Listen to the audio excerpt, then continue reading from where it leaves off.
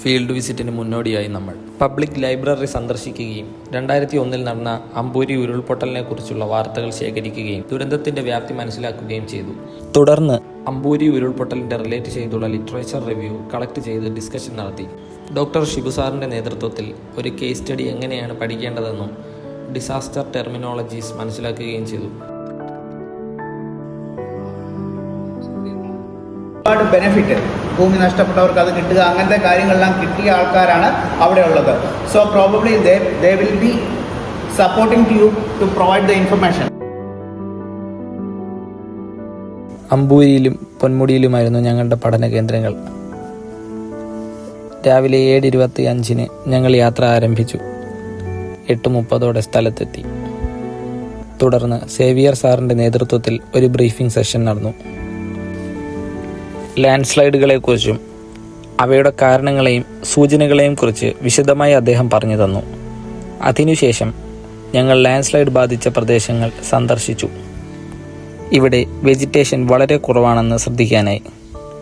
ഇത് land slide ഉണ്ടായ പ്രദേശങ്ങളുടെ പ്രധാന ലക്ഷണങ്ങളിലൊന്നാണ്. പാലിയോ സ്ലൈഡ് പോലുള്ള ലാൻഡ് സ്ലൈഡ് സംഭവങ്ങളുടെ അടയാളങ്ങൾ പ്രദേശത്ത് വ്യക്തമായി കാണാൻ കഴിഞ്ഞു. റോക്സിനും സോയിൽ കണ്ടീഷൻസിനും ഉള്ള മാറ്റങ്ങൾ ലാൻഡ് സ്ലൈഡ് ഇൻഡിക്കേറ്റേഴ്സായി തിരിച്ചറിഞ്ഞു. തുടർന്ന് എയർലി വാർണിംഗ് സിസ്റ്റം സ്ഥാപിക്കാൻ ഉദ്ദേശിച്ചിരുന്ന ഒരു ക്ഷേത്ര പ്രദേശവും സന്ദർശിച്ചു. എന്നാൽ അവിടെ ഇപ്പോൾ യാതൊരു മുന്നറിയിപ്പ് സംവിധാനവും ഇല്ലെന്നത് ശ്രദ്ധേയമായിരുന്നു. ഇതിനൊപ്പം ഞങ്ങളൊരു ഫീൽഡ് സർവേയും നടത്തി. ടോപ്പോ ഷീറ്റും സസെപ്റ്റിബിലിറ്റി മാപ്പും ഉപയോഗിച്ച് പ്രദേശത്തിൻ്റെ ഭൂപ്രകൃതിയും അപകട സാധ്യതകളും പഠിച്ചു. കുമ്പിച്ചൽ പാലം പോലുള്ള പ്രധാന സ്ഥലങ്ങളും സന്ദർശിച്ചു. ഇതിലൂടെ സ്ഥലത്തിൻ്റെ ഭൗമശാസ്ത്ര പ്രത്യേകതകൾ കൂടുതൽ മനസ്സിലാക്കാൻ കഴിഞ്ഞു. 11 മണിയോടെ കുമാർ പിള്ള സാറിനോടൊപ്പം പൊന്മുടിയിലേക്ക് യാത്ര ആരംഭിച്ചു. ഉച്ചയ്ക്ക് 2 മണിക്ക് മെർക്കിസ്റ്റൺ എസ്റ്റേറ്റ് ബംഗ്ലാവിലെത്തി.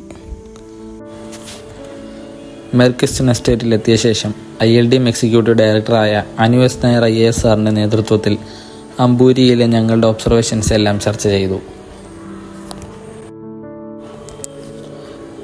പൊന്മുടിക്കടുത്തായി ബ്രൈമൂറിൽ നടന്ന ഉരുൾപൊട്ടലിൻ്റെ അവശേഷിപ്പുകളും കാണാനിടയായി. തുടർന്ന് 3:05 പൊന്മുടി വ്യൂ പോയിന്റിലെത്തി. പ്രകൃതിയുടെ മനോഹര കാഴ്ചകൾ ആസ്വദിച്ച ശേഷം ട്രക്കിംഗ് ആരംഭിച്ചു. 5:05 ട്രക്കിംഗ് അവസാനിച്ചു.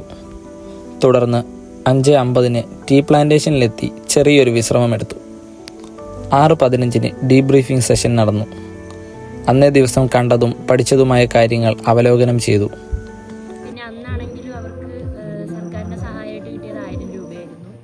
അപ്പോൾ അത് വെച്ചിട്ടൊന്നും ആവില്ല എന്നുള്ള വിഷമമൊക്കെ പറഞ്ഞു കണ്ടിവിടെ. പിന്നെ അതേപോലെ പൊന്മുടിയുടെ കാര്യം പറയുമ്പോൾ ആ ഒരു ഏരിയ എപ്പോഴും ഇതേപോലെ ലാൻഡ് സ്ലൈഡ്. പിന്നീട് അന്നത്തെ ആ ഒരു സംഭവത്തിന് ശേഷം കുറച്ച് ദിവസം കഴിഞ്ഞ് ഒരു ശബ്ദമൊക്കെ കേട്ടു എന്ന് പിന്നെ പുള്ളി പറഞ്ഞിരുന്നു. എന്നാലും ഇപ്പോഴും ഭയത്തോടാണെങ്കിലും അവരവിടെ തന്നെ നിൽക്കുവാന്നാണ് പറഞ്ഞത്. അങ്ങനത്തെ ഉള്ള മരങ്ങളാണ്. അപ്പോൾ അതിൽ നിന്ന് നമുക്ക് മനസ്സിലാക്കാം അവിടെ തന്നെ ആയിരിക്കും ഈ ലാൻഡ് സ്ലൈഡ് ഉണ്ടായെന്ന്. പിന്നെ സൈറ്റിൽ പോയി കഴിഞ്ഞാൽ ഇതേപോലെ ഞങ്ങൾക്ക് മാപ്പ് ഉണ്ട്. അവിടെ വെച്ച് തന്നെ ഞങ്ങൾ ബ്രിണ്ടൻ കോമ്പസ് എന്ന് പറയും. അത് ഏത് ഡയറക്ഷനിലാണ്, ഇത് ഏത് ഡയറക്ഷനിലാണ്, അത് വെച്ചിട്ട് കാൽക്കുലേറ്റ് ചെയ്യാണ് ഞങ്ങൾ ചെയ്യുന്നത്.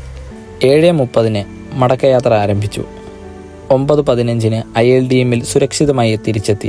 പിന്നീട് സർവേ ബേസ് ചെയ്ത് ഒരു എക്സൽ ഷീറ്റ് ഉണ്ടാക്കി അത് പ്രകാരം ഡേറ്റ കളക്ഷൻ റെക്കോർഡ് ചെയ്യുകയും അത് വെച്ച് സർവേ അനാലിസിസ് അസസ്മെൻറ്റ് നടത്തുകയും ചെയ്തു. ഈ ഫീൽഡ് വിസിറ്റ് ഞങ്ങൾക്ക് ക്ലാസ് റൂമിൽ പഠിച്ചതിനേക്കാൾ കൂടുതൽ പ്രായോഗിക അറിവുകൾ നൽകി.